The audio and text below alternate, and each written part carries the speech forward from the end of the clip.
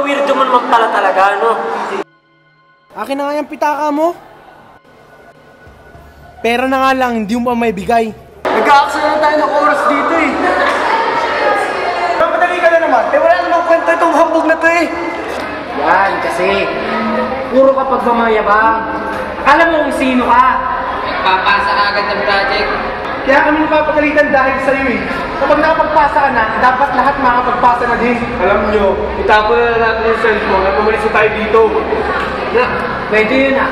Para sa susunod, kami naman ang may grade, ikaw ang wala! Hoy, tigilan niyo si PJ, wag! Sa susunod, huwag ka makukuha sa magbabasa. Napakapagbibo mo kasi! At no kasi, alis na nga tayo! Tigilan niyo, hindi ko yung susuko kayo. Hoy PJ, tandaan mo.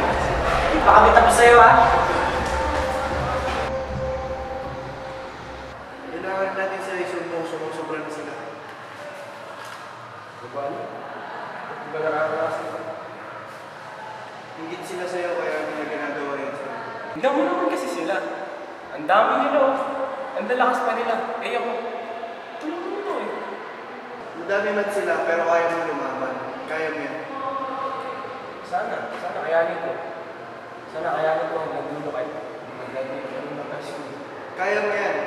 Sabay pa tayo gagraduate, di ba? Ano naman? Sige tayo. Halika mo na, punta mo na tayo sila.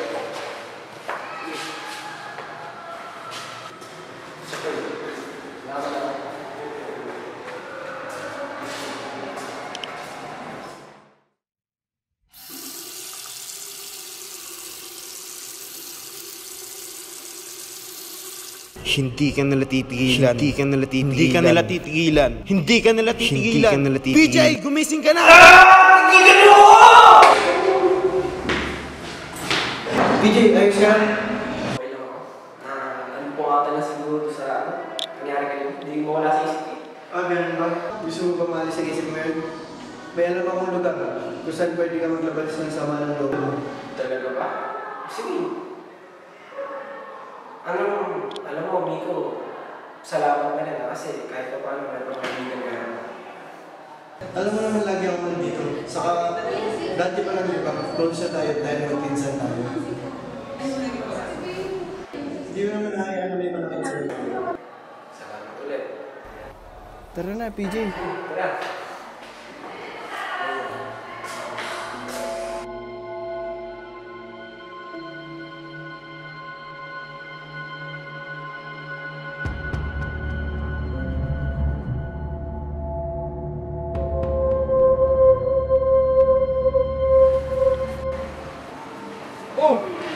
Akala ko naman kung saan mo dadalhin. Dito lang pala sa rooftop.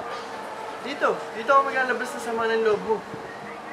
Ito na? Tingin mo. Dito mo nilabas lahat. Mas mabuting tumalong ka na lang, PJ. Mas magiging maayos sa mundo kapag wala ka na. Hindi! Hindi ako tatalon! Hindi ako susuko! Ipapakita ko sa inyo lahat na kaya ko gawin to!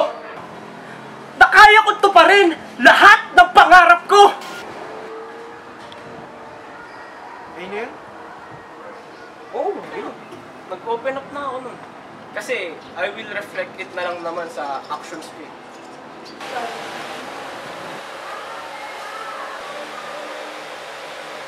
Totoo ba itong mga accusations na pinapatong mo ngayon, Mr. Ontivero? Because this is unbelievable. I will get to the bottom of this. Actually, sir, yes po. It's been 5 months po. After that 5 months, binubuli pa rin po talaga. What? 5 months ka nang binubuli ng classmates mo and for what reason? Walang kwenta tong dates na to. Gusto pa yata i-justify kung bakit nangyayari sa'yo mga gantong bagay, PJ. So kasalanan mo to. Pick up your pen and stab him. Go on. It's easy. And you won't have any regrets since this is clearly obstruction of justice. Kill that bitch. PJ, patay mo siya. Mr. Ontivero, did you hear what I just said? Please answer right away. Because this is serious. Opo, sir. And as what I've said po, 5 months na po nila akong binubuli physically and emotionally. And I feel humiliated na rin po. Ito po, if you look at this, po silang inilabas or ikinalat na video sa social media regarding po sa pambubuli nila sa amin. Ayan po. I will note your advice, sir, regarding this concern then. Thank you po, sir. You may go now, PJ. Thank you po, sir. So, let's go.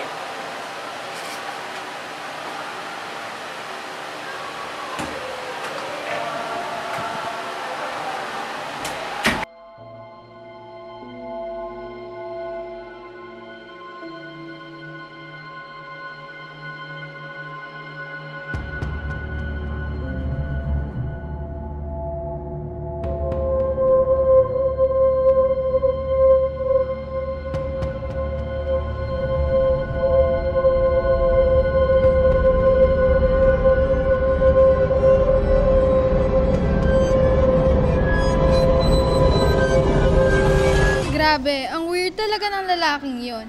I can't believe may kumakausap pa dyan. Siguro, hilig niya talaga yung cream sticks. Ha? Bakit? Kasi, imagination mo ang limit. Ang baduy naman ng joke na yan. Mas baduy pa rin yung lalaking yon. I mean, look at him. Deserve niya yung fame at embarrassment mula sa social media. Oh, you mean yung video na kumakalat habang natutulog siya, tapos minamak siya ng classmates niya? That was actually funny. Ayan, pabibo kasi sa klase. Weird naman yun eh. I know, right? Sumbong lang naman ang panglaban nun. Pathetic, right? And that's exactly what he did, kaya kalalabas niya lang sa principal's office kahapon. As if tutulungan siya ng principal sa case niya. Kayang-kayang i-brainwash nila BRU. Speaking of, let's inform them about what we saw yesterday. That plan is totally ingenious. Lalo tayo mapapansin nila, Stephen. Let's not forget yung part na may kausap siya pagkalabas niya.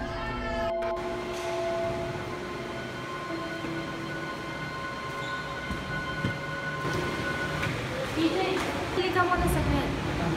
Sige po, ma'am. Mag-usap-usap muna tayo kasama sina Stephen at Lawrence. Sige po. Tara po.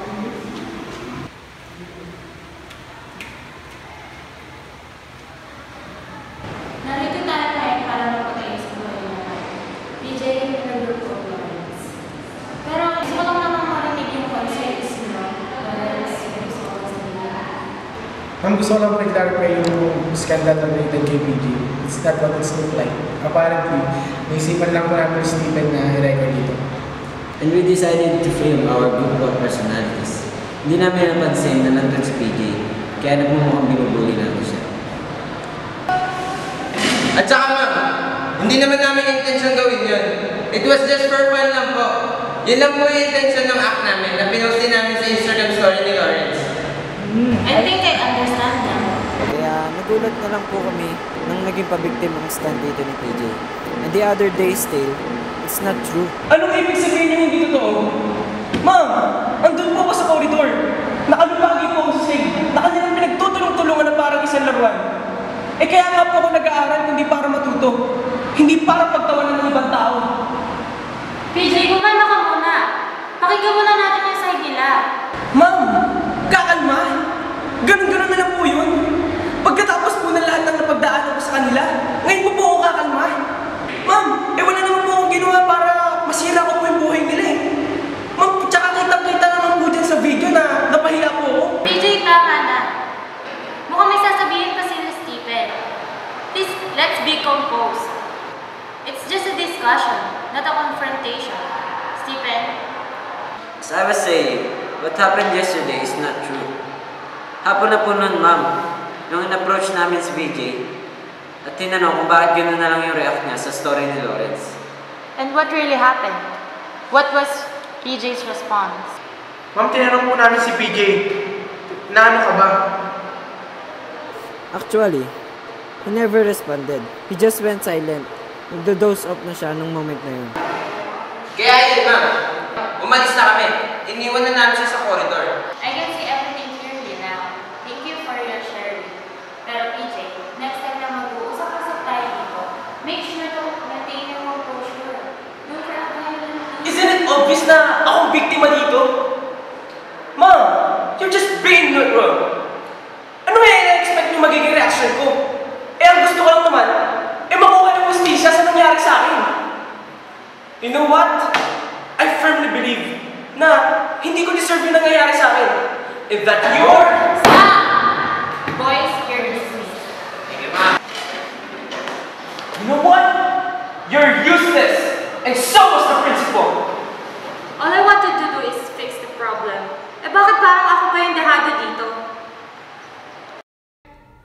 Nasayang lang yung effort mo, PJ.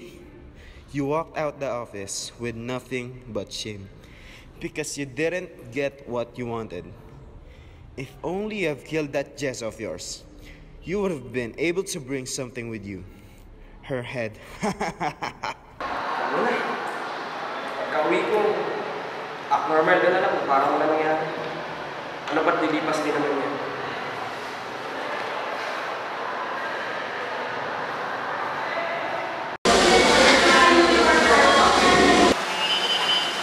Ano nangyari kanina? Ayun, wala. Ano wala? Ito simple. Ano nangyari sa lakad mo?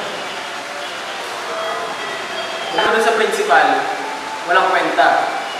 Naging lakad ko dun sa teacher ko, wala rin kwenta. In short, wala talagang kwenta lahat ng naging lakad ko. Hindi, may isa pa parang nakakabawi ka sa kanila. Tingin ko, ano bang pwede kong gawin paraan para makakapag-take ako sa kanila? Magtab ka sa klase. Wait lang. Parang tinatawag magaling sinasabi ko. Siyempre, ikaw pa. Madali na yun sa'yo. Sige, salamat. Papromise ko sa'yo yun. Promise ko din na sa graduation. Marami kang award ng mga kabuto. Papromise ko yun sa'yo bago ko.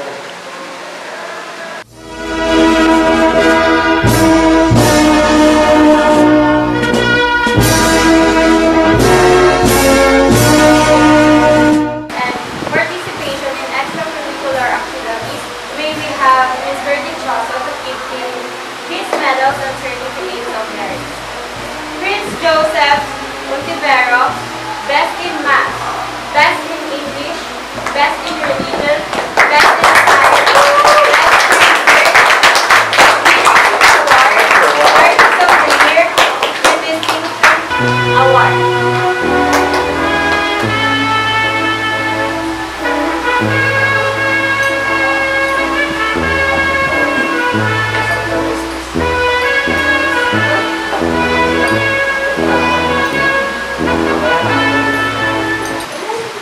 Congratulations, PJ. Sabihin mo, justice has been served. Or better yet, isaksak mo sa dibdib niya yung pagka-awardee mo at pag-top mo sa klase mo. Pahiya siya ngayon. Isampal mo na rin yung medals mo sa kanya, PJ. Ay, ma'am. Thank you, ma'am.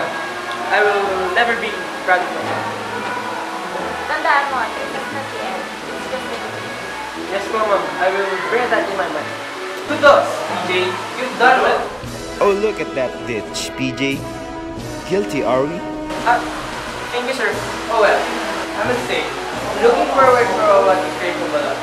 Keep surprises and the institution. Yes po, I will. At nakauwi na rin sila, PJ. Sobrang yabang niya talaga sa speech niya, porket siya yung valedictorian.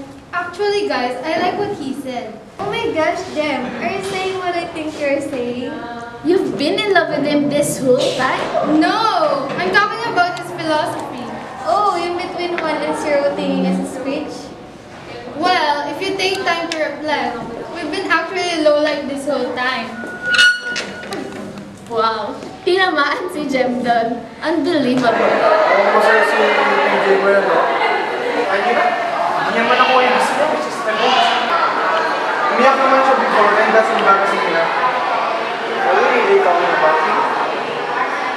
You're just making his presence important in our topics. Sorry, I can help. Pero, pinagsisihan ko yun. Eh, ano mo nakakaingit doon? Tsaka ba't ba lang pasisihan mo sila? And that was fun. Shut up, man!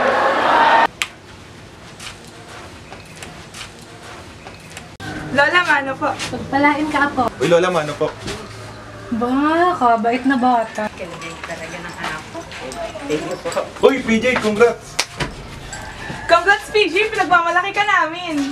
Ate, kuya, bale, ito po yung mga nakuha kong awards. No? Teka, papahinga lang muna ako. Mag-aayos lang muna ako ng handa. Mabuti naman nakuha niya na Edlin at Powell. Diyos mio naman, Floyd! Ayaw mo nang tutulungan ng asawa niya. Mga apo, Jadely, Ella, magpalit na kayo ng damit. Okay po, Lola. Ito na po. Ito, ate, oh. Nakuha ko din yung award mo ng graduation nyo. Tapos, best in math din ako, gaya ni Kuya. Mukhang matatalo mo na ako pagdating sa algebra trigonometry. Lumaban ka nga pala sa labas sa school niyo, no? Ang galing-galing mo talaga, PJ!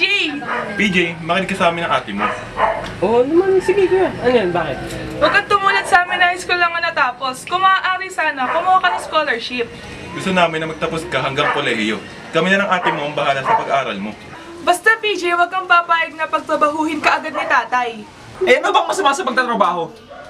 Mas practical yun sa panahon ngayon. Lalo na pag ganito buhay mo. Floyd, tumigil ka nga.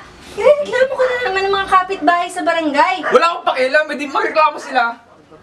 Tumigil ka nga! Hindi ka na nahiya sa mga anak mo! Ito kasi dala kong pangana eh. Kala mo kung sino marurunong. Ayaw pagtrabahuin si PJ. Mas mapapabuti itong kalagayan natin, Tay, kung hayaan mo kayong pag-arahin si PJ. Gusto namin gumanda ang kinabukasan niya, hindi tulad niyo. Pinagtrabaho kami, imbis sa pinag-aral. Akala niyo kung sino kayo. Lumayas kayo. Tumigil na kayo. Nandiyan na si Tay at si Jose. Mga buwisit! Ito. Congrats, PJ! Congrats, Pamangkin. Mabilis lang kami, PJ. Hayabot lang namin yung graduation gift namin nasa kotse. Magbalot na lang kami ng handa mo. Mukhang masarap, pati yung leche flan niya eh. Sige po. Pero, pwede po ba magtanong? Ano yun, Iho? Nandyan po ba si Miko? PJ, anong ibig mo sabihin? Kasi po, sabi po niya, sabay kaming gagraduate this year. Pero, bakit hindi po siya nakatin? PJ, okay ka lang ba? Siguro, sobrang sakit sa kanya na nangyari kaya siya nagkakaganyan. Ano pong ibig niya sabihin? Hindi ko po kayo maintindihan. Nasaan po siya? Jose, baka nakalimutan niya na siguro. PJ, matagal nang patay si Miko. Noong isang taon, na-aksidente siya sa sasakyan. At ang pagkawala ng madaming dugo, ang kanyang kinamatay. Parang imposible naman yata yung sinasabi niyo. Buong taon yata ng eskwelahan, lagi kaming nag-uusap at magkasama. Siya pa nga po itong nagsabi sa akin, sabay kaming gagraduate ngayong year eh. Patay na si Miko, PJ. PJ, makinig ka sa amin. Matagal nang wala si Miko. At hindi totoong nakakasama mo pa rin siya pagkatapos.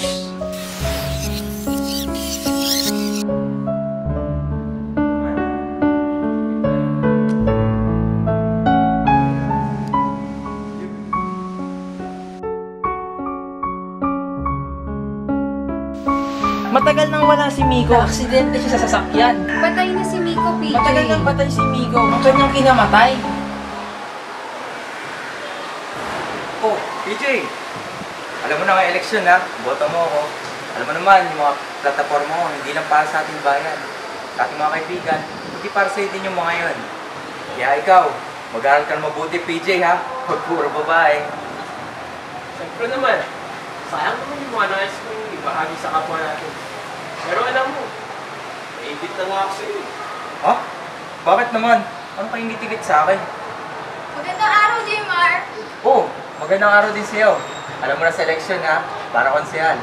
Maraming salamat sa pagkain sa barangay namin ng isang araw. Sa'yo na ang boto namin. Ano nga ba ulit yung pinag-usapan natin kanina? Nakakatulong ka na kagad sa ibang tawad si Han. At yung pinakamasarap pa sa pakiramdam niya, ay yung papasalamat sila sa iyo. Natural lang yung PJ, pero ang hindi natural, yung hangarin yung pasasalamat nila. Alam mo, dapat sa umpisa pa lang, malinaw na sa'yo kung anong intention mo eh. Sa posisyon ko naman, ang intention ko lang ay makatulong. Kaya kung may kailangan ka pa bukod sa libre edukasyon, lapitan mo lang ako para may sa batas natin yan. Magiging ordinansa yan. Action!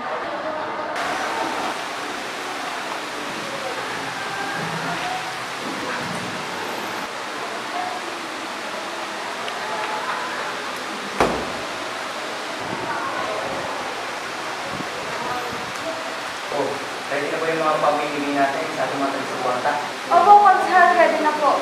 Konsehal, agad hindi pa nga nagsisimula ang eleksyon. Ngayon talaga manalo.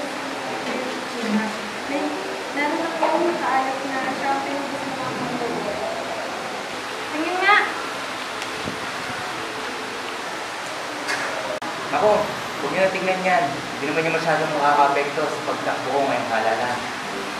Si engineer nga ang namumuna, oh.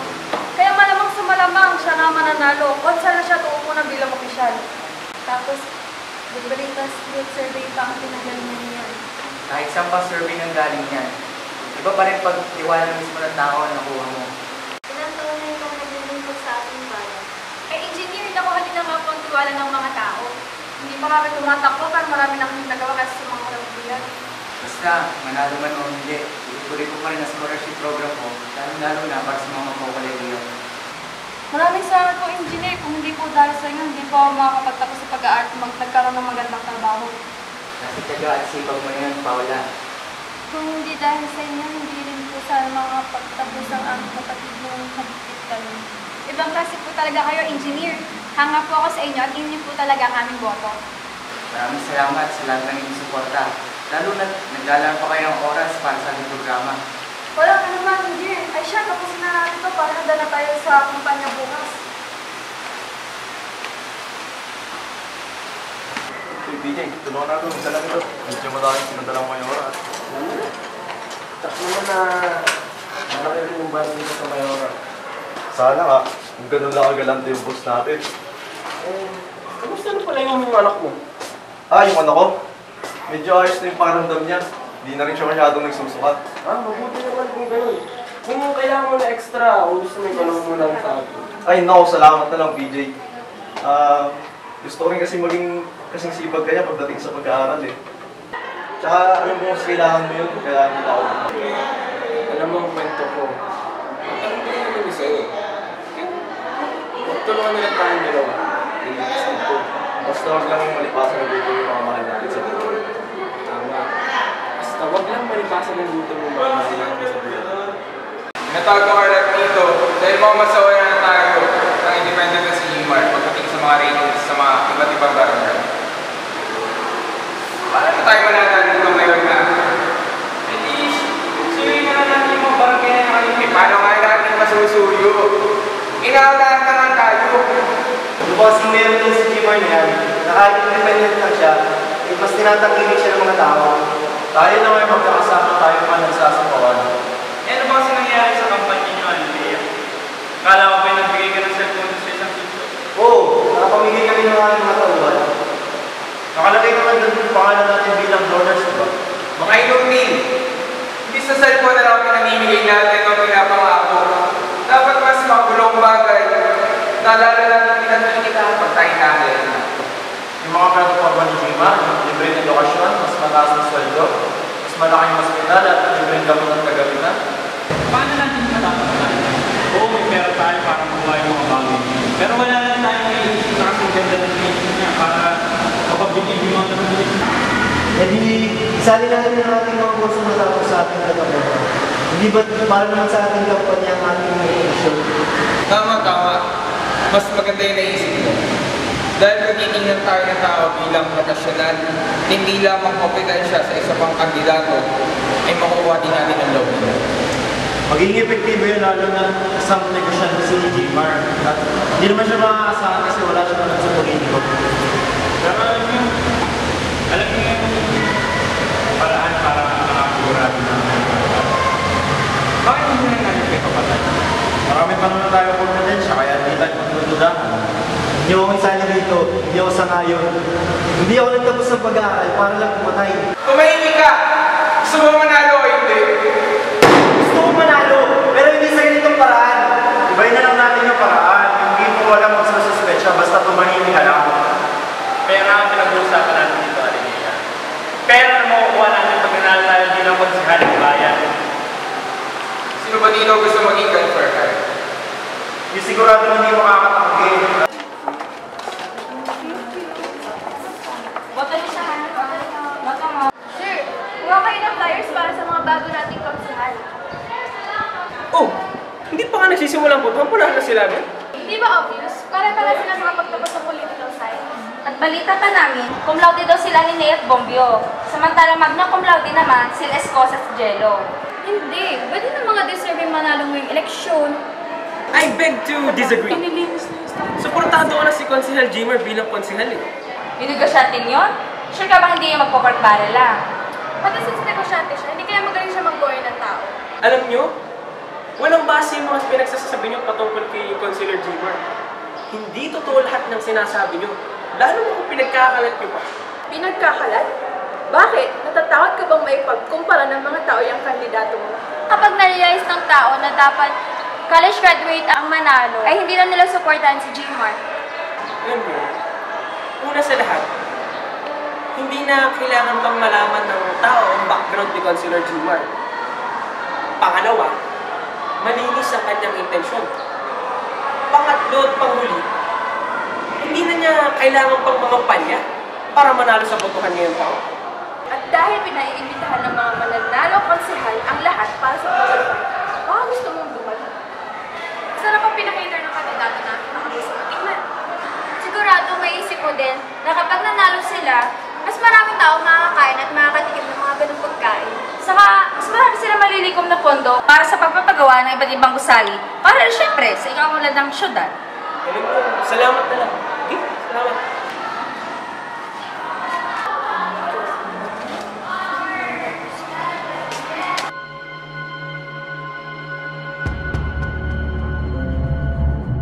Kuya, baka pwede natin pag-usapan to.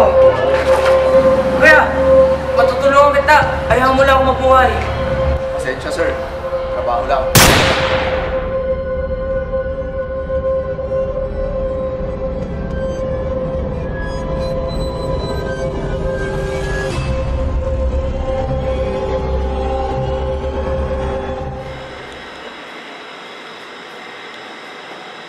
Tay, baka po meron kayong pera para sa project namin.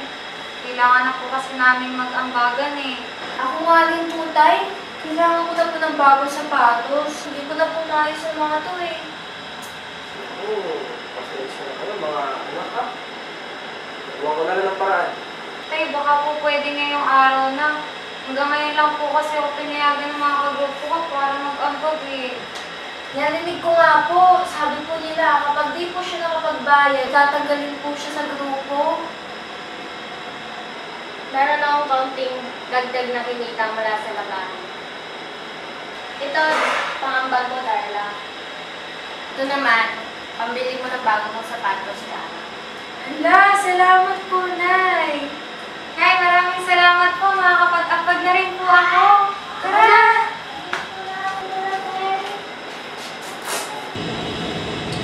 Pasensya ka na, mahal na. Kasi talaga ako extra ngayon eh. Yan mo, nadagdagan ko na lang yung binibenta kong body doon sa akin. Ayos lang yun. Magtulungan na lang tayo, mahal. Balang araw, mabawi ako sa'yo.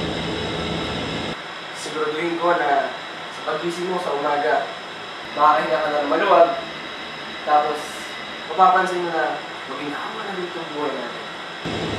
Alam mo, para sa inyo at para sa pamilya natin, gagawin ko ang lahat. Pero nakausap mo na ba sila Yoret at Larry? Hindi pa mahal eh. Mukhang masama rin yung sinasabi nilang trabaho, tsaka hindi ko pa malilimutan yung huli namin usap natin. Intindihin mo na lang sila. Kinukumbinsi ka lang nilang sumama kasi tingin nila makakabuti yun para sa'yo at para sa atin. Pero pinag-isipan mo ba yung sinabi nila? Oo. Kaso, hindi maalis sa isip ko na dumag ako at walang patutunguhan itong buhay natin. Kaya ito lang, narating natin. Malayo na rin yung narating natin. Pero mas lalayo pa. Hindi ko kaya mahal eh. Paano kung may kasamang drawing o kakardo namin pagdahil bagay?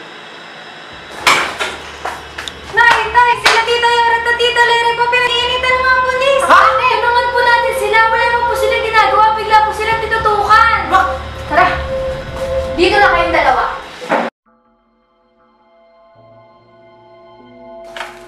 Mukhang may nagawa ka na namang kalokohan, Yoret! Oo nga eh! Hindi ka na talaga magbabago! Umamin na kayo! Sino ba sa inyo nagbebenta talaga ha? Isang beses ko na sabihin. Hindi namin alam kung bakit nandiyan mga paketeng yan. Eh ang tanong, bakit nasa inyo tong mga pakete na ito? Mga adik! Hindi nga namin alam kung ano yung laman nun. Hindi namin alam kung paano napunta yun sa bahay namin. Mga buwiset! Umamin na lang kasi kayo para mapuri na lang kami. Oo nga, mga pag-baby pa kayo eh. O sige, wala nga namin sa inyo. O yan, wala pa rin mga amin. Mga matitigas kayo talaga ah. Tangina nyo, lalo ka na Yoret. Alam mo, napupuno na ako sa'yo. Mga talentado pala kayo eh. Sabi nga, hindi nga sa amin nila yung mga drugs sa'yo. Saka kayo mga tangina kayo. Maaari kita nyo lang yan sa amin at siraan kami. Oh, narinig niyo ba yung sinabi nila? Tangina mga sinungaling!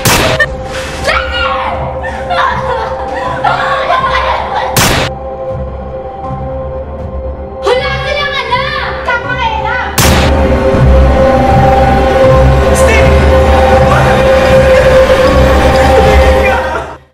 Mr. Ontivero, totoo ba ba namatay ang inyong pamilya dahil sa extrajudicial rulings?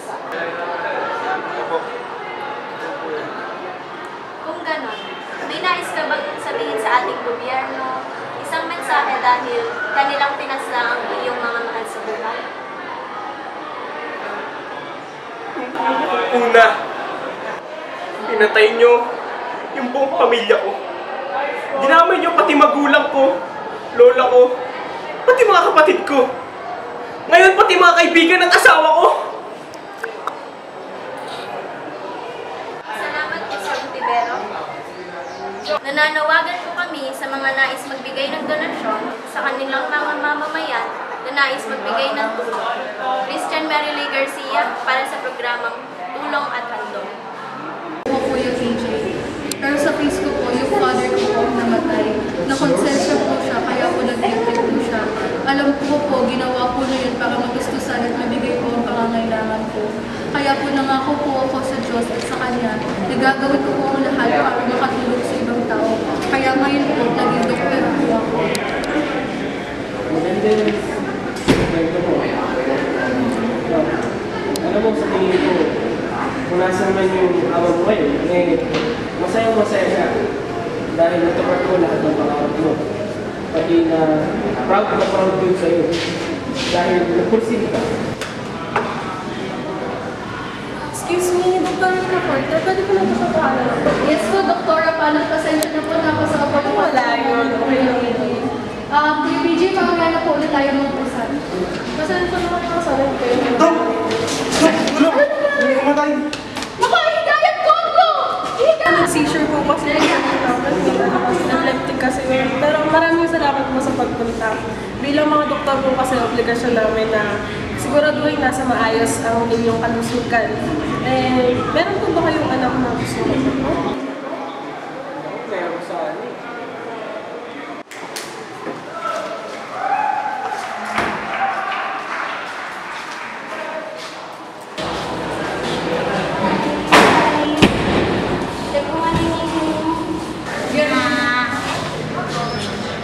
At dahil malinis ang ngipin mo at tututbrush yung maigi, meron akong... Yay! Lollipop! Oops, hindi yan lollipop. Chewables yan para mas maging strong pa ang ngipin mo. Thank you po, Doktora. Sarap po niya. Kala ko po lahat ng gamot masama ang lasa eh. Yung ini-intake mo, parang vitamins yan. Vitamins nga lang yung sa ngipin para mas gumanda yung smile mo. Apa, Doktora. Thank you po. Thank you. Bye-bye. Ingat ka. Naman! Iba na talaga kung nung top sa exam, nag-endorse na agad ng specialization. Hindi naman, pero ikaw talaga ang iba. Pag nag-top sa board, nag-check na lang ng pasyente. Anyway, i-organize ko na itong mga records. Tsaka dapat, itong program natin maging weekly kasi mas marami tayong matulungan. Oo nga eh. Alam mo ba, nakakatawa yung isang pasyente kanina lang. Naaalagaan niya mabuti yung ngipin niya. Yung anak ng pasyente ni Kyle na nagpapacheck up kung may karamdaman. Nihudaling ko lang itong mga files. Ang dami pa kasing line up eh. So, sige, bye-bye. Sunod na mong pasyente! Engineer Marie, successful ang event natin ngayon na mukhang tinatangkil ng mga tao yung mga health fair, medical mission, tsaka liquids distribution sa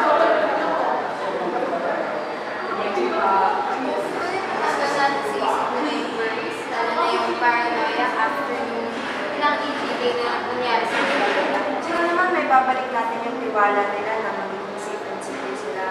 Lalo na this time na nag-minsan tayo ng mga programa na para sa wellness nila.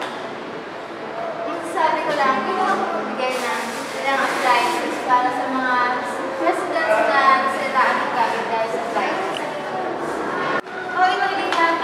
tayo sa pamilya. Pero sa ngayon, wala po kami tutulitan para mabuksan ang mga ito. Okay lang yan. May mga plastic utensils dyan, tsaka easy to open din yung mga canned goods natin. Ito na po ba? Sige po, thank you po. Sir PJ, kailan na po sa kanila? Kailangan na namin kayo para sa issue namin. Salamat. Pwede na po kayo dumarin sa job fair na. Thank you po.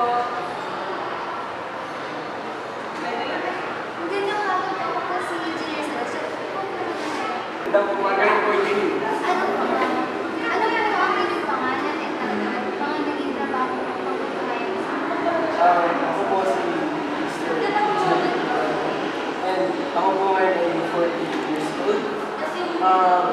Sa akin po yung nawawalik na lang po ng mga plastic bottles.